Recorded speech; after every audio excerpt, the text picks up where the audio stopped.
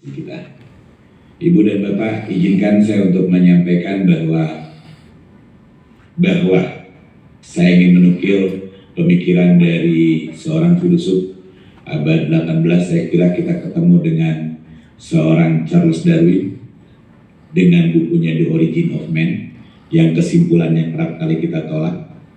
Dia menyatakan satu kata yang patut kita renungi, satu quote.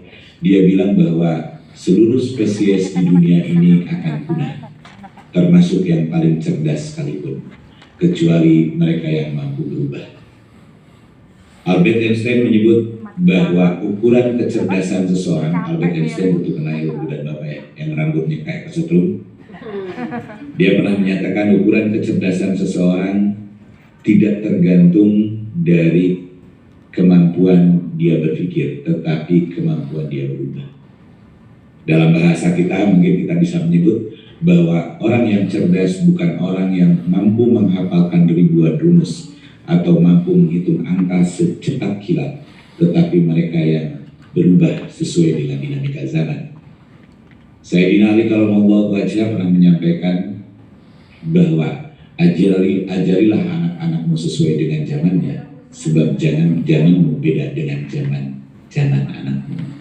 Ini menandakan bahwa kita harus selalu melakukan sebuah upaya-upaya perubahan agar kemudian ilmu yang kita sampaikan ke anak-anak kita selalu update dan bermakna terhadap kehidupan mereka. Izinkan Ibu dan Bapak, ada sebuah kalimat dari komunitas Sunda. Saya kebetulan orang Sunda, jadi orang Sunda ini luar biasa. Di samping punya sebuah kerajaan yang bernama Sunda Empire, juga dihormati di komunitas internasional karena ada satu hari yang khusus didedikasikan untuk orang Sunda, namanya Sunday. Sunda itu. Sunda itu. Orang Sunda menyatakan bahwa ketika engkau ingin hidup bermakna, maka hidup harus ngindung ka waktu ngabata ka zaman, ngigelan zaman keur migel ke zaman. Jangan lupa bisa mendengarkan. Ada cerita semuanya. Kalau hidup kita ingin bermakna, maka kita harus beribukan waktu, berayahkan zaman, menari bersama zaman untuk menarikan zaman. Ibu dan Bapak, kehadiran kita sebagai guru madrasah kita, tentu kita berharap alumni-alumni kita, alumni dari madrasah kita, bukan mereka yang berada pada pojok-pojok kemajuan bangsa, sudut-sudut peradaban, tetapi mereka berada pada poros mainstream. Caranya, mereka harus mampu menarikan zaman. Dan menarikan zaman, maka mereka harus mampu menari bersama zaman. Bahwa masa depan itu penuh dengan dunia digital, maka pada hari ini kita pun harus memahami tentang dinamika-dinamika hal seperti ini. Jadi Ibu dan Bapak update selalu, bahkan untuk memotivasi siswa. Saya kira tidak salah juga saya memotivasi para guru. Ada sebuah kata-kata yang bijaksana yang pernah dilontarkan oleh almarhum ayah saya. Dia menyatakan bahwa orang yang terpelajar hanyalah pemilik masa lalu.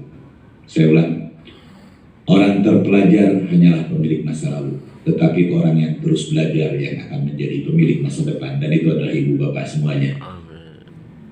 Karena ibu dan bapak pada hari ini tengah belajar. Ibu dan bapak, tidak lama di perjalanan dari rumah dinas ke tempat ini, saya ngobrol dengan seorang cendekia. Di belakang ada Pak Dr. Fakhri Hamdani, tolong berdiri Pak Fakhri. Beliau adalah alumni dari Macquarie. Ya, tepuk tangan buat beliau. PhD.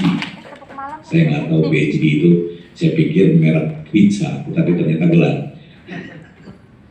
Dia menyatakan ada sebuah konsep Ibu dan Bapak, bahwa dunia pada hari ini penuh dengan inovasi.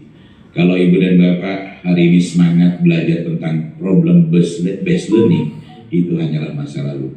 Sebab hari ini sudah bergeser menjadi higher order thinking skill. Dan sesaat lagi akan berubah, sesaat lagi akan berubah. Ibu dan Bapak, maka kekuatan kita untuk selalu melakukan difusi penangkapan terhadap inovasi itu menjadi penting. Dan tema yang kemudian pada hari ini saya sampaikan adalah Innovation in Education.